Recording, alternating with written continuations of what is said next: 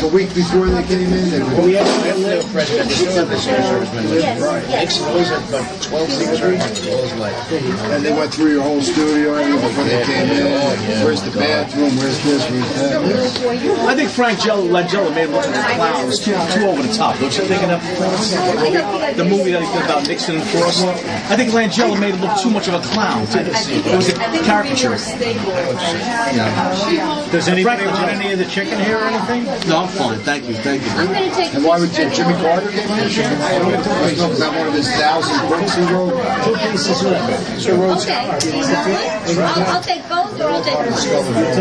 Oh God, that's what they're all part of that globalism, that Novos Ordo Secularum, New World Order. Well, Bill Clinton was a wrong scholar.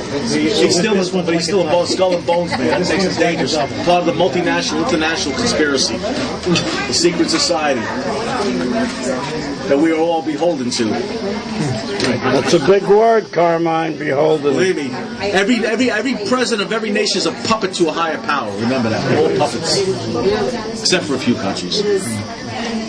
The boys in the back room decide everything. I know that. I call them the Legion of Shadows. The same gangsters who taught Batman how to. Jilly. Jim was amazing when he sang. He had an orgasm. It was so great. When he spoke, he would say, tie down your tie. Yeah. Speaking was so different from singing. I think it's true with a lot of singers. You know, Elvis Streisand too, right? Right, same, right? Yeah. How many times was Elvis Streisand? My singer for 2 years. Did you actually have the show on television? 43. 43, that's amazing. I'm going to quit till I get it right. Yeah, well, hey. 43. How about the talk show hosts after?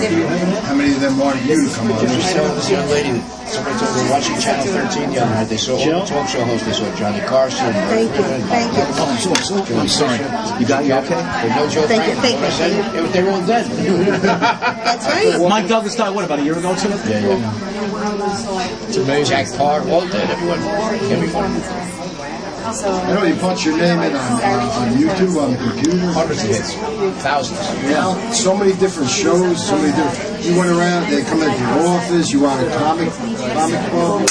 When I was a kid, when you were able to advertise cigarettes from time, 9 out of 10 doctors who tried camels went back to women. Took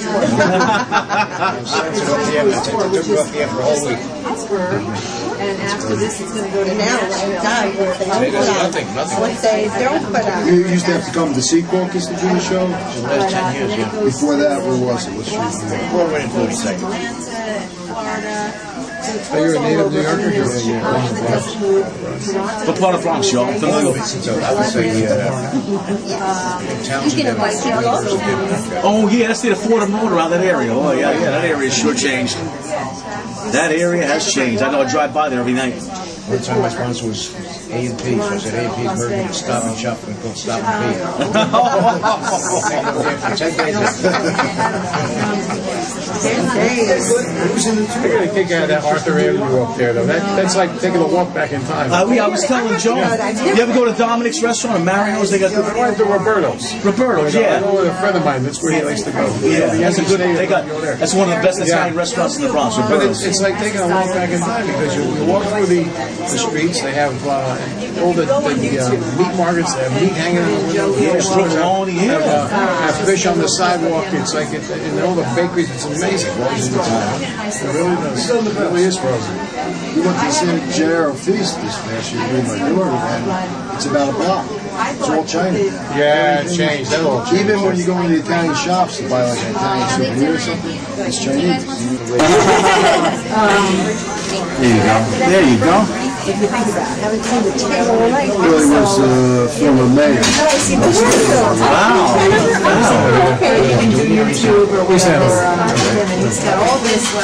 Did you know that the set is up there? You got the camera on or what? Is the camera on or what? No, I never heard of it. Marty and the boys. You can edit that. A little bit like that. Some figures that you have to edit. And I don't know the Dominic. A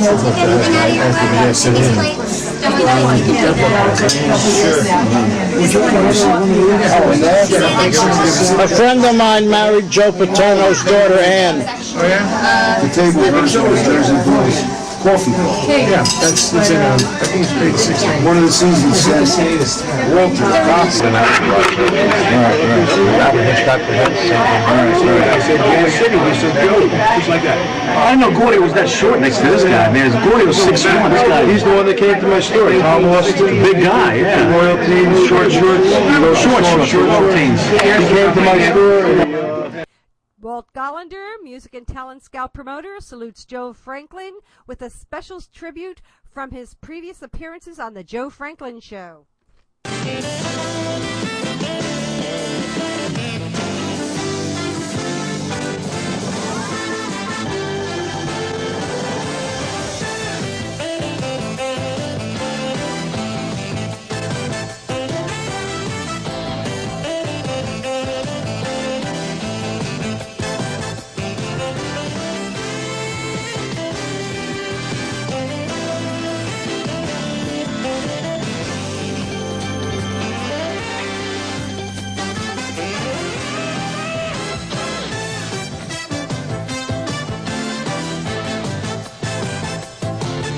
As they say in TV, stand by for the Joe Franklin Show. When you hear that theme called Joe's Theme, you know you're at Joe's place. That's me. There's no business like Joe business. The life and times and songs of Al Alberts. But how would you set the scene for Mr. Al Alberts? Well, I don't know if we have enough time, but I'll just sort of condense it. I would say the lead singer of perhaps not only the most exciting vocal group of the early 50s to the middle 50s, but the first vocal group to actually do choreography, Joe. The first group that not only excited you vocally, but they had movements on stage that brought the house down. And they choreographed all of their up-tempo songs. And this gentleman here with his expressive hands just made a name for himself, and many of the groups that followed in their footsteps, like the Four Coins and the Chuckles, all had that shuffle rhythm. So And the hubcaps and the nosebleeds and the cufflinks. but Mr. the Alberts, shuffle rhythm came from what these gentlemen Mr. did. Alberts, how have you been? And let's... Listen, after those two introductions, I think I'm going to quit right here, Joe. I'm ahead of the game. Are you in? Would you say, Mr. Alberts, that Mr. Gollander knows more about your life than you know about your life? Absolutely. If I want to know where I was in 1965 on August whatever, at 3 o'clock in the afternoon, I just call Walt.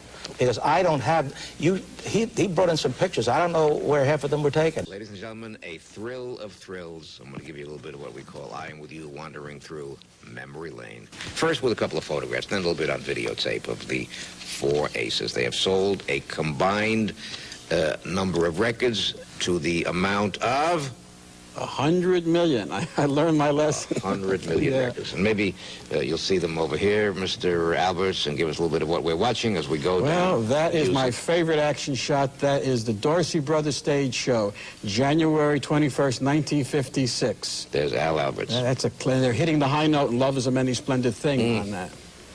That is one of the hospitals the Four Aces visited. Oh, Kate Smith show. Yes, the late, great Kate Smith. That's December 1952. What a lady she was. Cash Box Award picture, the best vocal group of 1953 and 54. That's Bob Austin, by the way. That's the Academy Awards where they did Written on the Wind, which was a nominee that year. Dorothy Malone. Dorothy Malone. That's March of 1957. Do I have to say anything about that one? Really big show. Really big shoe. Ed Sullivan show with the Four Aces. First time on the show doing Love is a Many Splendid Thing. How many Ed Sullivan shows about, would you say? Four. Four, at Four. least. In person, Gene Krupa and the Four Aces. One of 5 appearances at the New York Paramount. Oh. Again, another New York Paramount show. On the bill with the Four Aces, Phil Foster and Polly Bergen. And Groucho Marx in A Girl in Every Port with Marie And Wilson. in the previous Paramount show, the opening act was a fellow who never made it, named Alan King. Early day TV. That's what the folks saw at home on television. And there's Miss Patty Page doing Should I with the Four Aces in February of 1958. The singing rage, Miss Patty Page. And there's Patty Page of Frankie Lane, the Four Aces, Sal Mineo, and Ray Anthony. Everybody. Sal Mineo, what a memory. And here's the first major hit. Tell me why. Which Al co-wrote.